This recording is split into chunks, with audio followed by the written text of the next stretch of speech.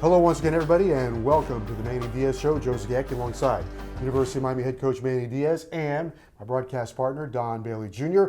This week, the Hurricanes will be home for the home opener against Bethune-Cookman, 4 o'clock at Hard Rock Stadium, so we very much look forward to that. First, Coach, let's look back a little bit. North Carolina, another hard-fought game, kind of the Greek mythology. Sisyphus moved the stone up the mountain, and it kept falling down on you. Yeah, our start had a lot to do with that. We didn't start very well. They have some credit, part of that. Obviously, the atmosphere was electric, and it really got their guys juiced up. I thought our preparation was excellent. We were locked in, ready to go to the hotel, but it just took us a while. Whether that's, the extra bye week, whatever it was, doesn't matter. Once we got going, I thought we were dominant.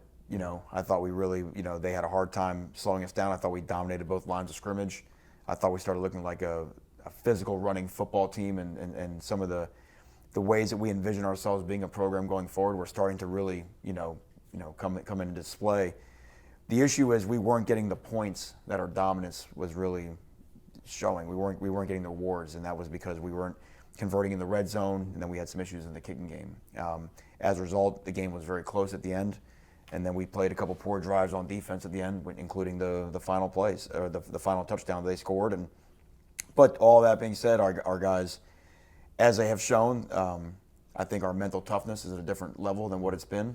We showed a lot of resilience, and 2 weeks in a row we've had a chance to win the game. And I don't think a guy on our sideline thought that we would not win the game until the final play. So the fact that we have a chance to win, given as poorly we played in the first quarter, is a good sign for our team. But at the same time, I think our guys understand where the things that we can correct to make ourselves much harder to beat. And let's jump on the running game. You, as a defensive coordinator by trade originally, before you became the head coach here at Miami, you understand the value of that more than anybody, because if you can't stop that run, you can pretty much mail it in. And you have had, in 2 games, Cam Harris has had 2 50-plus yard runs called back, but more importantly, you use the word establish. That's what's starting to happen now, even with this very young offensive line, and that's a great sign. It's a great sign. Yeah, when you talk about 2 true freshmen starting our offensive line, it's almost unheard of. But I always go back to this imagery of what it means to be the Miami Hurricanes. And again, I go back to what we established on defense in 2016 to play like the Hurricanes. And when I have that image on offense, I envision the same thing. I envision, those offenses being under center, running downhill, backs running hard through holes and finishing runs in the secondary, and the way that DJ Dallas and Cam Harris ran the ball on Saturday, you start to say, that looks like the Miami Hurricanes. Now, again, we don't have it all the way we want it, but the more we get this team to play to that image of what we remember the great Hurricane teams playing, that's going to help us in recruiting, it's going to help us win games, it's going to help us in every aspect of building this program. Staying on the offense for a moment, a bright spot has been to play quarterback Jaron Williams. In high school, his last year of high school, he was 23 touchdowns, 4 interceptions. So protecting the ball, and so far, no interceptions, and it seems like he is really growing with that spot. He really is. And if you think about it, we have you'd be hard-pressed to find a freshman quarterback who's probably been put in 2 more difficult environments to start a college career than Jaron has. With the game in Orlando, and then a sellout crowd, a night game on the road in conference. So, and he never looks flustered. I thought he looked very calm. That doesn't mean he's doing everything right, and he knows, and Coach Eno's doing a great job of bringing him along. And in some of the reads down the field, that we may have some more explosive plays down the field that we want to get to. But in terms of getting the ball into our playmakers' hands, we said we need the quarterback to do, right? Even before he played a game, and what's he going to do? What's he going to do? We're Miami. We've got athletes. Get the ball in their hands and let them go do work. And I thought, I think we had 10 different guys catch a pass in the game, and that's Miami Hurricane football. So the more we start saying that's Miami Hurricane football, the more we know that the wins are going to follow that. Manny, I don't want to get away from the offensive line quite yet, but when you look at a true freshman at right guard and Clark, and then Zion, his second game, true freshman, but you also have a center that made his first start at center, or second start at center, I should say, against North Carolina. Really, and DJ Scaife adjusted again extremely well out at tackle. Throw out Donaldson, 2 sophomores, 2 freshmen, and becoming very impressive, in my opinion, with how they're taking the coaching. Yeah, so I think you have to give some credit to Butch Berry, and the job he did. And part of it, again, we talk about so much between the ears. because they took so much grief for the performance against Florida. And we knew there was a lot of good in that game. And we knew that Florida had some guys that were really hard to block. But to be able to shut all that out, the negativity out, just focus on what's real, which is their improvement, and the way that they played in terms of whether it's protecting Jaron, opening up holes for the run game, that's encouragement. And then I think you also, that what we're doing schematically, we do some things that help those guys out. All that's very encouraging for the future of our program. We have a lot of things to talk about with this game and the Bethune-Cookman game coming up. We did want to mention this. For the game, you have on the back of the Hurricane helmet, nice little patch on the back of the helmet, recognizing the Bahamas after the hurricane. Talk to us a little bit about why you wanted to do that, why that was important to you. Well, we all know how real the threat was of the storm, and in our fortune that didn't hit South Florida. That's, as happy as that is for us, that's causing someone else a great deal of misfortune. And so what happened to our neighbors just slightly to the east of us in the Bahamas could have been us. Right. And we are down here sort of at the end of the country. We're sort of isolated, and they're our neighbors. So we have players on our team who have family in the Bahamas. We have recruits that have family in the Bahamas, and we just felt that when one of us hurts, all of us hurt. And so whether, again, the fact that we're separated by a different flag or separated by the Gulf Stream, we wanted to let the people of the Bahamas know that we hurt with them, and anything we could do just to raise awareness to help support their causes to rebuild their communities, we're all for it. Back to the game for a minute. Speaking of upset, your kicker, Bubba Baxa, crazy emotions for him. Hits a career-long 50, has an extra point block, misses a field goal. On my way back to the bus, I saw him after the game pretty upset with his dad. How do you keep him focused? And look, you're going to need him to win a game here along the way, right? He's got to know that. He's our guy. This is not the NFL. You don't go find the guy off the free agent wire. He's our guy, and we want him to be our guy because we know that Bubba is as talented. We couldn't go find a kicker more talented than Bubba. And you also have to make mention of the fact that he was perfect on kickoffs. Right. Every kickoff was a touchback and not even close, which shows how talented he is. The fact he can hit 50-yarder shows he's got the leg strength and leg talent. Part of it is a young player, whether you're talking about the left tackle or whether you're talking about the kicker, is not letting one mistake become two.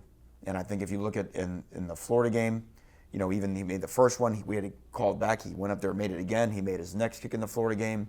But then when you miss a kick, is that going to make you miss your next kick? Right. And I think that's a little bit what got to him. We had some issues in protection. Bubba kicked the ball a little bit low. So the first one that the short kick he missed was deflected wide.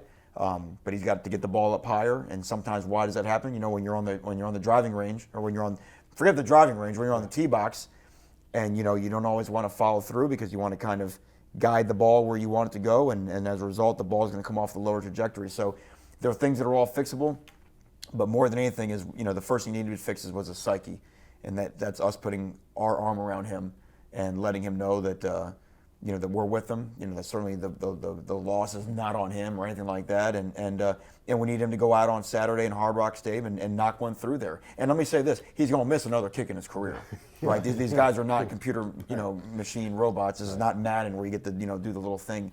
They're going to miss one in their career, but like everything, the one standard we have of all of our players, if they are continuing to work on their improvement and they show mental toughness, then we're with them all the way, and we know Bubba's that guy. Let's stay on it, Coach Lou Hindley. He's your punter. I think he turned in 45-yard average on 3 kicks, and you're starting to see why you went out and got him last year. Well, one of the big things in special teams, we know we leaked points in our field goal and extra point operation, but we have something we call hitting yardage. So every time we kick off versus they kick off, and when we punt versus they punt, and that was something we were abysmal at a year ago. Our hitting yardage, we outgained North Carolina by 112 yards. Which means that both offenses were the same. Our offense lined up 112 yards closer to the goal line they were attacking than North Carolina did. And that's because our net punt was 45 and theirs was 27 and a half. So, again, that's Lewis doing a great job. Their coverage team doing a great job getting down the field. We had a great tackle inside the 5-yard line. And then when we put our punt return unit out there, we sent pressure that spooked their punter. All of a sudden he started shaking some punts. Hit a really short punt that got us the ball in a short field right before halftime. We were able to score going to the locker room. So our guys understand the importance of special teams and the improvement we want to make from this past year to the next year. Once we get our our kicking going and we start scoring points on the field goal operation, I think we'll really feel that that's a strength of our team.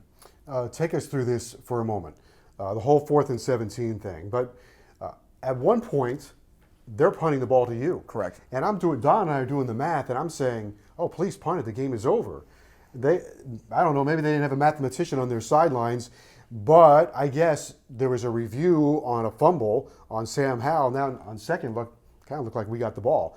But what are you thinking about that whole time? They look like they're going to give you the ball, and then the last second they go for it on the 4th and 17. Right. They would have, assuming we would have not gotten a first down, if we'd had to punt the ball back to them, they'd had 30 seconds and no timeouts. So that was the dilemma that they were presented with. For us, we were, again, number one, as you mentioned, the review wins the game. And Patchen had the ball, but they had whistled that the guy was down, and by all accounts, it's close, And there's a lot of those close ones that seem to go against us, and that's sometimes when you're a team needing a break, that happens. You have to make your break, and the break is still 4th down at 17. And for a defense that prides itself on being one of the top possession down defenses in the country, that should be an automatic for us, and it was an automatic, and it was played poorly on the pass rush. It was played poorly at the middle level. It was played poorly in the back level, and just something that was a bad time for that to happen. And whether the break and who knows why, and it doesn't matter. There's no sense in excusing it out. It was something that made a mistake. Now that being said, that did not win the game, right? They still had the ball and they still had to continue to drive it, and we still played the next set of plays very poorly. So the question I'd have from our guys is that when they took that big punch and gave up the 4th down, did we have the mental resiliency after that to still understand that they needed a touchdown to beat us, and we could have held them out and still could have won the game?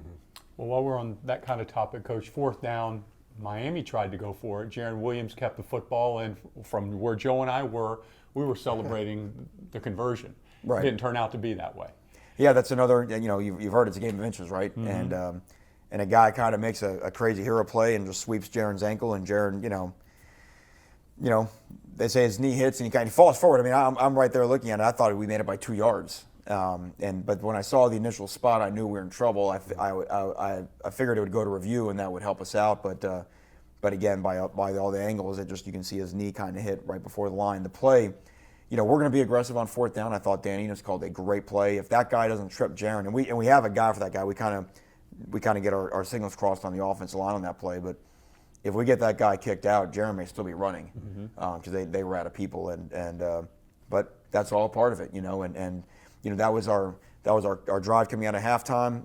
We went into the halftime in a state of dominance. We came out and walked them right back down the field again. And our guys know that we're going to be a team that affects 3rd down, because at times we know we're going to go for 4th down, so it changes your 3rd down call. And if we had to do it all over again, we'd do the exact same thing. We do have to mention that we have a lot of aspects of this game to talk about, but the home opener is coming up on Saturday. Bethune-Cookman. Bethune's going to be all jacked up for this game. As always, a lot of guys have crossed over playing against each other. Big game for Bethune, big game for Miami, home opener. So a lot of things happening on Saturday for you. Yeah, it's going to be great just to come off the turnpike, down that ramp, and see our fans tailgating. To see all the tents out there and coming out for the cane walk and seeing the fans, be there for our guys. Because it's just been, again, we've been in. We had a great showing in Orlando, but it's still a hostile environment, and this past week was absolutely that way. So to get around our people, just to get out there, the warm-ups, just being back in Hard Rock, having a sense of feeling home, and it's going to be an important deal for us. We have a chance to run 5 straight wins off at home, and right. In a specified goal for our football team this year is to win our home games going forward, and we're kind of known for that at the University of Miami, right? And there's no reason that streak can't start again. And it's got to start on Saturday. So to get back around, home comforts and have, just to, hear our fight song and to see our fans and all that type of stuff is going to be a big shot in the arm for our guys. Well, Manny, you started to focus on home field dominance back in the spring. I mean, you took the team to Hard Rock as part of one of their days to work out. You put the Duke game, I believe it was, on the Jumbotron, if I'm correct, and reminded them how important it is to win at home, and it is our home. Well, they had to pay the bill. So if you lose at home, it's the way it is. If you lose at home, you have a run at the stadium, because we ran all the way up to the upper deck of every, because we've got great Hurricane fans that are paying their hard-earned to come sit in the upper deck to watch us play, and I wanted them to see what it looks like up there for them to sit all the way up there to watch us lose to Duke, and no disrespect to Duke, but Miami has to win at home. It's just a big part of it. It should be a place where it's Hard Rock Stadium should be one of the most feared venues to come play in, and no different than the Orange Bowl was. But the reason why the Orange Bowl was feared is because of the guys out there on the field, and our great fan base making a lot of noise in the stands. So we know it can happen. We've seen Hard Rock on special nights like a couple years ago, and we got to get the team to build that excitement that gets everybody in the community fired up to come watch us play. All right, it's Miami and Bethune on Saturday at 4 o'clock at Hard Rock Stadium. Well, we would love to see you out there for the Canes home opener. We'll continue with University of Miami head coach Manny Diaz. The breakdown is coming up next.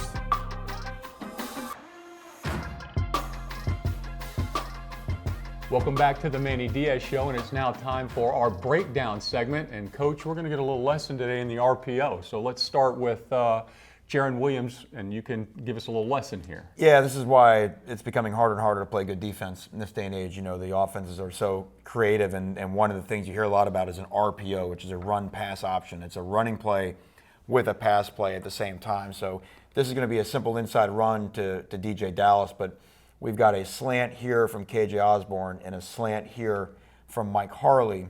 And so Jaron's got a couple different options right here. If this safety comes too far down, he can throw it to KJ behind, and we actually hit that one later. If this safety over here is too far out, he can hit Mike in there, assuming that guy kind of stays where he's at. So you'll watch on the snap, the safety comes down. That gives them 7 guys to stop the run against 6 blockers, which is what most defenses want to do. So right now, Jaron fakes it to DJ, turns and sees great access right there with Mike Harley, puts it on him, bang, and we're able to get a first down on a play that was called as a run. Coach, but he's also got to make sure that ball gets out quick, because there is limitations on how far the offensive line can get down the field. Right, and they're not pass blocking; they're blocking for a run. You know what I mean? So, and look at watch this. Look at the difference in how slow the linebackers are to react. And this is just different than what football was 10 years ago, let alone 15, 20 years ago. So now you can see right here from the end zone, it puts everybody in the defense at a little bit of a conflict. This is again North Carolina's pre-snap movement, which our offensive line did a great job of handling. Get everybody blocked up. You can see we're doing a great job knocking a guy to the ground, and it's still a pass play completion for a first down. Now, later in the half, this is right before halftime, we get it. This is the first play of a drive. This is going to be a touchdown drive for us. Basically the same formation. Okay. You got the same thing going on. Looks like a run play. You got Harley going right here like this. You got a route, different route right here by Jeff Thomas in the boundary. Okay, but we talked about look how slow. Remember this safety was getting all up into our run fits earlier, right? Well, they saw that we threw the slant behind him, right? So what are they telling him? Well, you got to slow down. You got to protect the slant because there's a lot of God's green earth right there, right? Well, now watch what happens. Jaron hands the ball off. Okay, well this safety is responsible for that gap. Well, that's a lot of space. And anytime you create space as an offense, you're winning. Okay? DJ's able to make the guy miss. But I want to show you this, too. Another great play right here. Jeff Thomas without the ball. He's down here at the bottom. So he's got a hitch.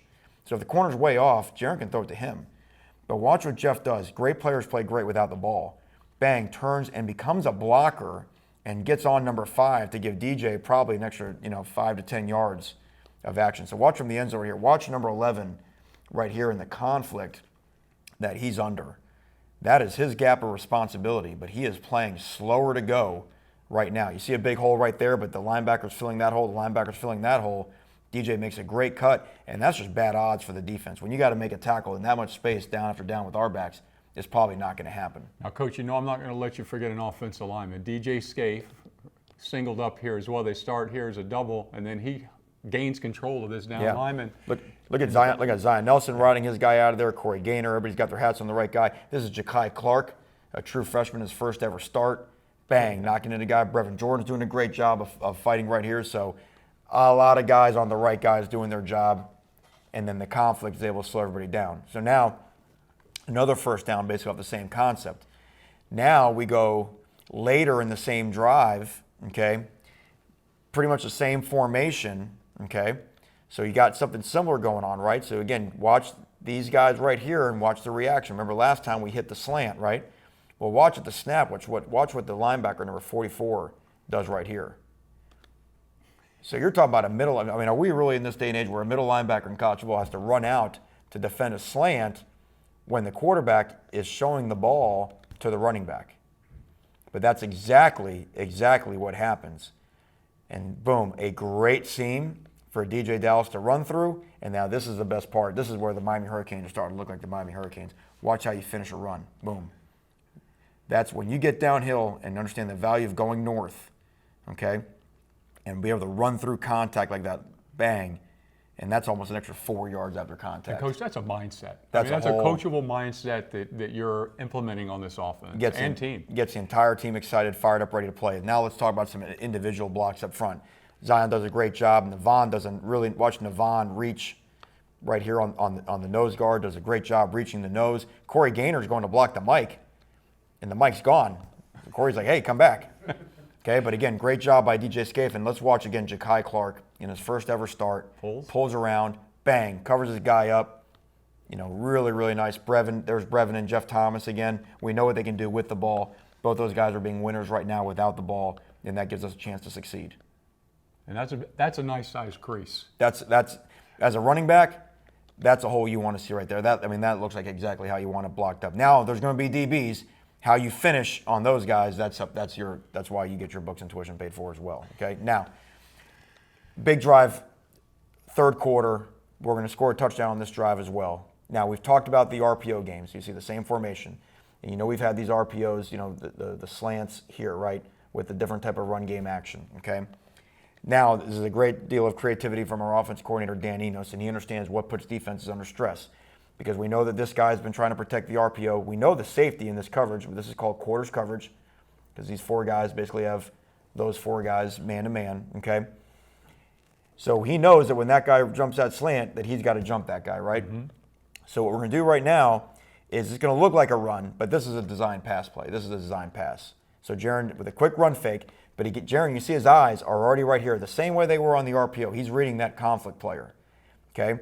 Mike Harley looks like he's getting ready to run that conflict slant behind number 16 right here. And that safety's going to have to jump down there and make that tackle because that's his job. But it's not. This is a slant and go. So watch how he gets 16 to lock his hips, steps on his toes, and then he's gone.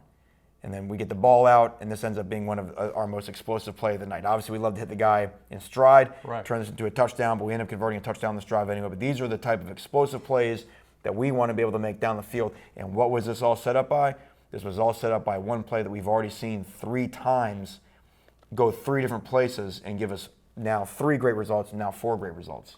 Let's check the back end of it as well, Coach, and the protection. Yeah. This is a 7-man slide protection. Okay, everyone does a great job of fighting through.